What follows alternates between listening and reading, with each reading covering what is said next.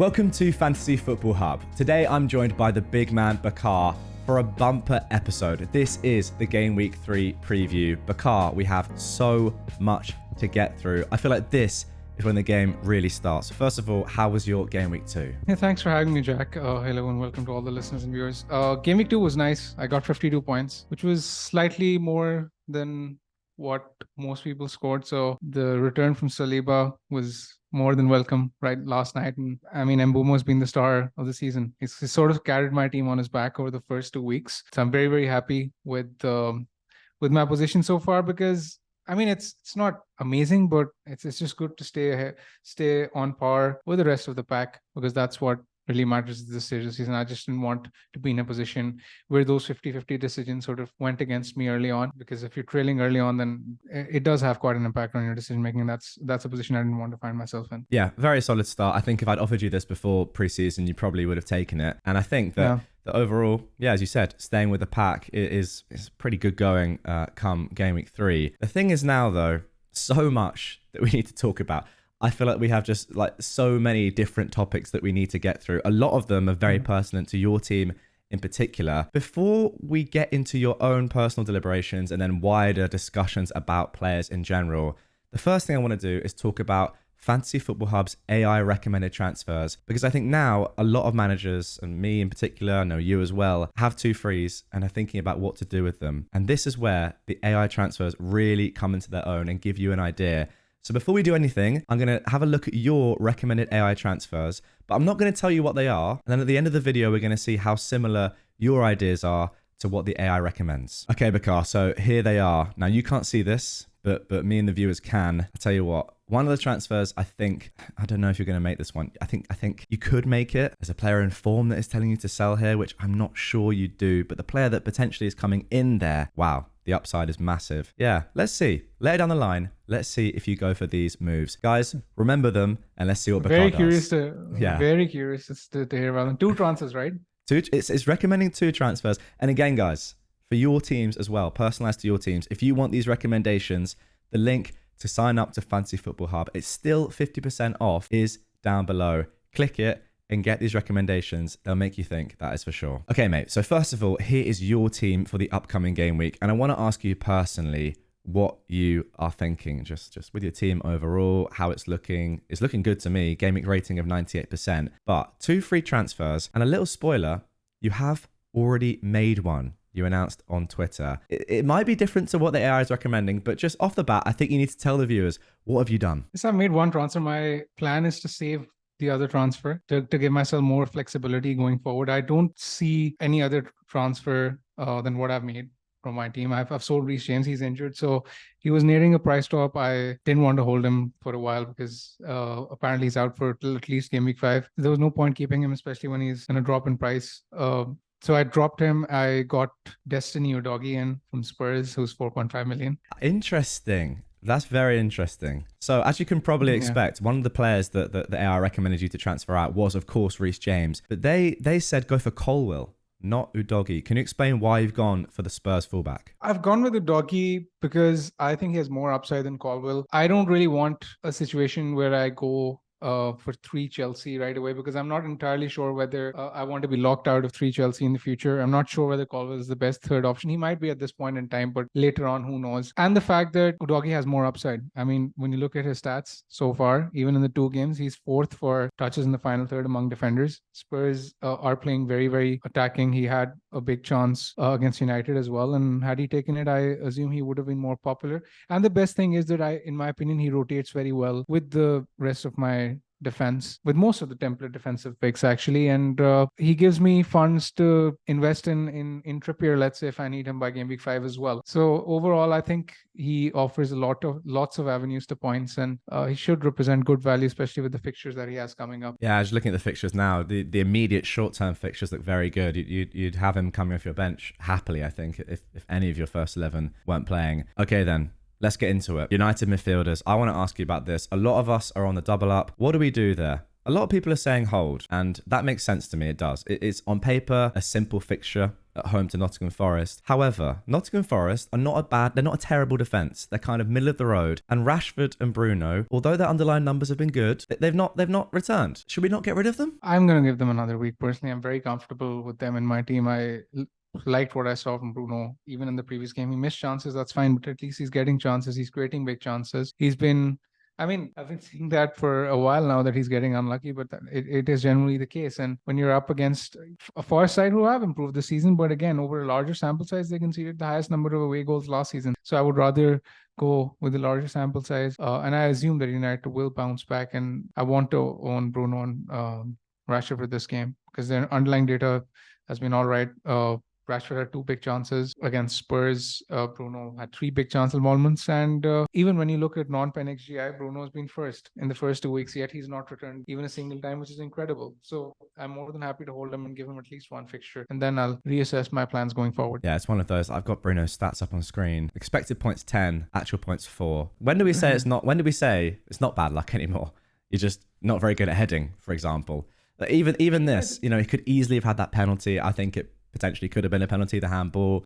It's tough. I mean, even if you put his finishing aside, it's not that. It's just the fact that even the big chances that he's creating for his teammates are being missed. I mean, you look at the one from Anthony, that should have been a goal. And it has been the case for a while as well, that United, even last season, they underperformed their XG to quite a significant extent. But again, with the fixture, I mean, Bruno and Rashford have proven themselves over a long period of time to be proven FPL assets with good pedigree. So I mean, I don't want to jump the gun and sell them so early. Yeah, fair enough. Okay, let's move on to the forwards position now, because you have Jackson in your team, of course. I think we need to first of all talk about him and just your opinions. You've been unlucky, 2 points from 2 games when he's actually played pretty well. Stats have looked good. Obviously hasn't found the back of the net yet. A lot of people are on the likes of João Pedro, Watkins as well. Looking at Jackson, is that a move that you would do? João Pedro owners, would you try to get to Jackson, or is there someone else that you think is a better option? First of all, what are your thoughts on Jackson and your experience with him in your team up to this point? I mean, again, it's another one where I've been unlucky. I mean, I deserve more points than what I've got. I've got 2 points in 2 games, and it hasn't really worked out so far. But again, I'm happy to give him an extended run in my team with the fixtures that Chelsea have coming up. I mean, Luton at home, Forest at home. In the next 2, it doesn't really get any better than that. And he's expected to play up front. There's an outside chance he could be in penalties as well now that Enzo has missed 1. And in terms of the underlying statistics, he's second for big chances among all players in the league, and only behind Wissa among forwards for non-pen XG. So I'd be happy to give him another go on my team. And I think if I own someone like a João Pedro, I don't think he's going to start next week. I would look at getting Jackson in as a priority transfer because I do see plenty of potential for points in the fixtures to come. Okay, so João Pedro want to sell, in your opinion. A strange one for owners. Obviously had that electric start, but despite the fact that when he's on the pitch, he seems to be on penalties. Yeah, rotation, that Brighton attack for someone like that, is that just make him not pickable? Yeah, De Zerbi's comments regarding him, I mean, he basically criticizes his pressing, and he said that he wants him to work harder to get the ball back. So it doesn't really bode well for him. Brighton won 4-1 without him. So, I mean, there's a chance he could come back in, but when the competition for places is so cutthroat, I see very little reason to hold on to him, especially for a lot of people who have 2 free transfers. Yeah, fair enough. Okay, let's move on to City. Foden and Alvarez. I just want to hear your thoughts. It feels like a lot of the time with Man City players, when we see them as genuine options in our team, it's quite a rare occurrence. So people tend to flock towards them. A nailed Man City attacker, for example, outside of Haaland, of course, is always very popular because it's quite a rarity. What do you think about Alvarez, for example? I've not mentioned him yet, really, for this second striker spot. Would you go to Alvarez over Jackson? You don't seem 100% sure on him. Say you're a João Pedro owner. Is that an option? I mean, City have a ridiculous run of fixtures coming up. So I'm sure Alvarez will do all right. I expect him to tick along. But he's playing as a number 10. And in a few weeks' time, City will have Champions League as well. They're in the market for more attacking players as well. They've already signed a player. So I'm not entirely sure where the expected minutes lie long-term for Alvarez. Besides, Jackson is the number 9. He's sort of like the focal point for Chelsea, but while in my opinion, Alvarez isn't. So I do think that Jackson is a slightly better option than Alvarez if picking one right now, but I don't think Alvarez is a bad option by any means. Okay. And then let's talk about Foden. Arguably the player of the game week last year from a footballing perspective, just electric against Newcastle. If someone was fed up of United assets and just wanted one of them out, or for example had the likes of Maddison, who we're not entirely sure will be back. News breaking today that he may have actually done his a bit of MCL damage, which is different to the foot ankle damage that we thought. Not going to be super serious, but may well be out for next week. Obviously news to come on that and wait for press conferences. Is Foden an option that we should look at in midfield? Or even Salah? I mean, Salah, a lot of people are downgrading Salah. Great point. Yeah, a lot of people are downgrading Salah. So I like Foden. I mean, 7 chances created, and the fixtures are so good. I mean, you'd expect City to score plenty of goals in the fixtures to come. So Foden, I can't really fault him as a pick, but again, the same slight concerns regarding expected minutes to apply to him as well. City in the market for other players, Bernardo Silva coming back as well. How does that affect Foden's minutes? I mean, I do expect him to start, but now, given the fact that the games are actually going on for almost 100 minutes. Premier League have added additional time to reflect the actual time that is lost in games. It does become a bit of a factor, which again makes me slightly question his appeal. But I mean, I won't put anyone off buying him because with those fixtures, he will do well, I'm sure. Yeah, it's a really tough one. The fixtures are so good. And maybe, yeah, as you say, now that the games are longer, even off the bench, do you have enough time in 30, 40 minutes to get a really sizable return? But when we have the likes of Mbeumo doing so well at 6.5, a cheaper price, nailed on 90 minutes, as you said, throughout the whole of preseason, and I will hold my hands up, Mbeumo was, I think we can now say, the best 6.5 pick. Not just because of his returns, I would say, but also just because of his general performance. Brentford playing really well, and we've already seen the merit of being on penalties and obviously on all set pieces as well. Is Mbeumo just the one to get? I know he's in your team. If we missed the boat there, would it be points chasing if we were to go for him now, managers like me that don't have him, or is there still potential there? I think there's lots of potential there. I think he's a very good option. If you look at Brentford's fixtures all the way up till game week 9, they're really good. So he could be a long-term hold, in my opinion. In 7 matches without Ivan Toney since 2022, Mbeumo's got 8 goals, averaging over 10 points per game, 10 FPL points per game, and he's had 11 big chances in that run. So he's just been the talisman. As simple as that. You mentioned that he's on set pieces, on penalties. He's nailed for 90 minutes. Brentford don't have any midweek commitments. I mean, that's what you want when he's playing for 100 minutes. And you've also got to factor in that usually Wissa tends to get subbed around the 70-minute mark. So the last 25 to last 30 minutes, Mbeumo actually plays as a striker. And with his fixtures... Oh, I didn't know that. He is a really good option, in my opinion. I don't think you've missed the boat if you don't have him. You should get him in now. He's a perfectly good option. So despite getting 23 points in 2 games, and a lot of people would say that the majority of his points have come from penalties, because of course they have, then you are kind of on penalties for that reason, right? Now, obviously 2 penalties in 2 games isn't sustainable, but... I mean, penalties are one reason. Even if you put penalties aside, I mean, since the stat I quoted, since Toney, in 7 games, he has 8 goals. Now, obviously not all of them are from penalties, right? He's had 11 big chances.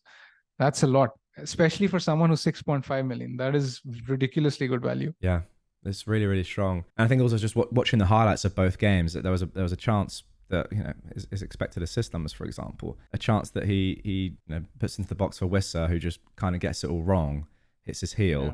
Doesn't look like much on the stats here, but that could easily have been a goal. And yeah, if he's still popping up with simple tap-ins like he did against Fulham in the last game, in the last minute of the game, so strong. When you have the likes of Foden or Maddison, well, Richarlison really is a player that I want to get your thoughts on, who aren't lasting full 90s, and Mbeumo could be the play. Let's talk about Tottenham midfielders. We've spoken about Maddison.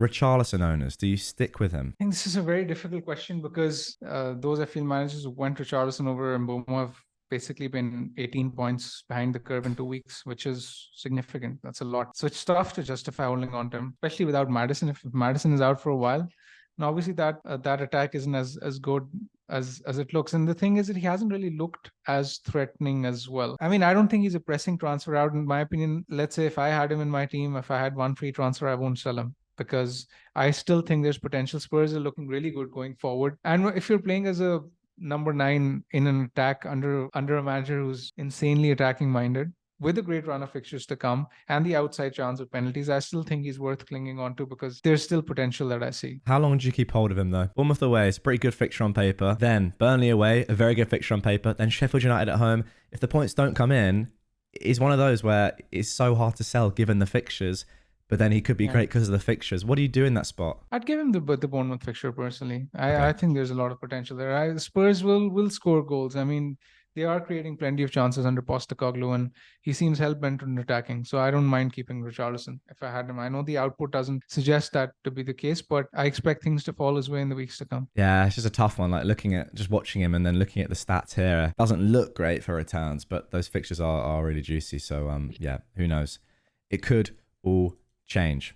Okay, mate. Now we need to talk about Ollie Watkins. Off penalties. I know I mentioned him earlier. The fact that he's now off penalties, the fact that he's coming off early in games, which didn't happen too often last year, especially not as early as he did the other day, and the fact that they are playing midweek now, I'm going to be playing midweek quite consistently. Got a game on Thursday in the Conference League. Is he now a sell? I don't think he's a hard sell for sure. I mean, if you have one free transfer, then just bank it. I don't think he's a hard sell at all. His underlying data is still all right. Villa are a really good team. I mean, they've looked good going in the attacking sense. I think he will continue to tick along with points. Yes, he's not on penalties, which sort of limits his appeal and reduces his explosiveness, but that doesn't mean that he's a bad option. He doesn't become a bad option overnight. People want to jump on shiny new toys like Alvarez and Jackson, but I get the logic behind it, especially if you have two free transfers, nothing better to do because it would release funds for future moves. But I don't think Watkins is a hard sell. If you have two free transfers, then yes, you can do it and nothing better to do. But with one free transfer, I wouldn't sell Watkins. Yeah, I think Burnley away is a pretty good fixture. The problem is after that, I mean, who knows? Is Liverpool away even that bad a fixture these days? I don't know. Watkins has done well there before. It's a fixture you'd expect Aston Villa to score in, right? Yeah, exactly. He's just someone that will tick along, and maybe he's one to just keep and focus on other moves, as you say, not a hard transfer out. If anything, you could keep him through this run and you get to 8 and you just kind of land on your feet and you're like, well, he's still in my team. Looks good now for another great fixture run. But yeah, I just think coming off early, now not on penalties, despite the fact that he's not good on penalties, good at penalties, you would still want him to be on penalties. I don't know. For me personally, I might be looking at Jackson coming in for him. Now, a player that there's been a lot of controversy around this man for the first couple of game weeks because of those team leaks is Gabriel. The last person that we need to talk about here. You've got Saliba, I've got Saliba. I feel like we kind of lucked out there, although leaks are part of the game. I won't ask you about your opinion on leaks. I will just ask you, Gabriel owners, is now the time to say goodbye? I still don't necessarily think that's the case. I think he's versus Fulham, unfortunately. More pain. Yeah, unfortunately. For Gabriel owners, I think he comes back in because I expect Zinchenko to start now that Tomiyasu is not available. Timber's already injured.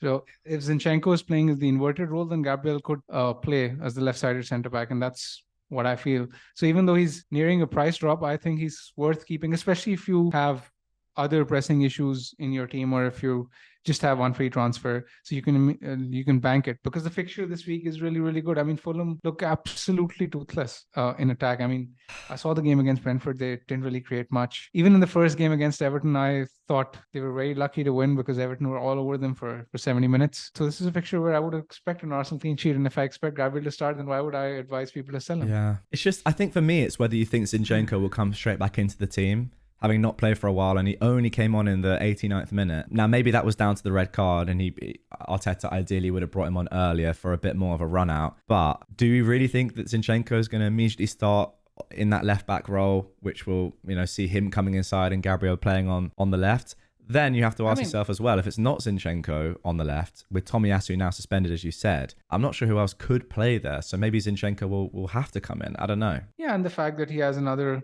week of training behind his belt, so that would go a long way. It's not as if it's a midweek fixture. They still have plenty of time. It's a Saturday fixture. So let's wait for the press conference and see. I won't let the price drop affect my decision in this case, because I see potential for Gabriel if he starts versus Fulham, and they're very weak from set pieces. I think hasn't Gabriel scored something like 3 goals in his last 4 games against Fulham? I don't know if that's a confirmed stat. I believe. Yeah, he has. I remember. He scored twice last season. That I remember. Yeah. So it's a team that he does well against. I don't know. It feels almost kind of right that Gabriel owners who hold him now will be rewarded with a bullet header. It's a classic case of damned if you do and damned if you don't, right? It's not a position that I envy at all. I think it's a disgusting one because whatever you do, it'll probably go wrong. Imagine selling him. You see he's starting and he comes away with a 15-pointer after getting you 2 points in 2 games. Just disgraceful. It could go. It could go the other way as well. You keep him, you expect him to start, and he gets a 1-pointer again.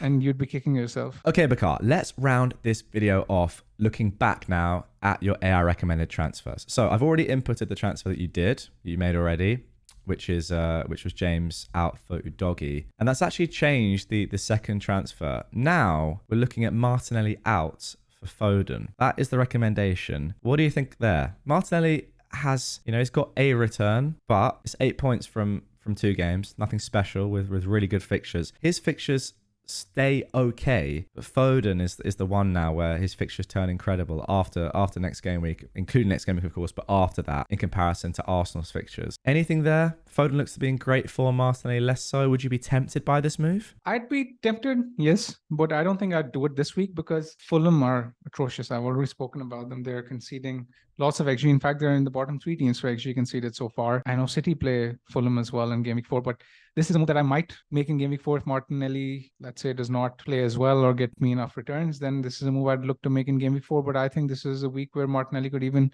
end up outscoring Foden. Okay, so perhaps not one to go for now. As you mentioned at the start of the video, you're very happy with rolling the second transfer and getting more information.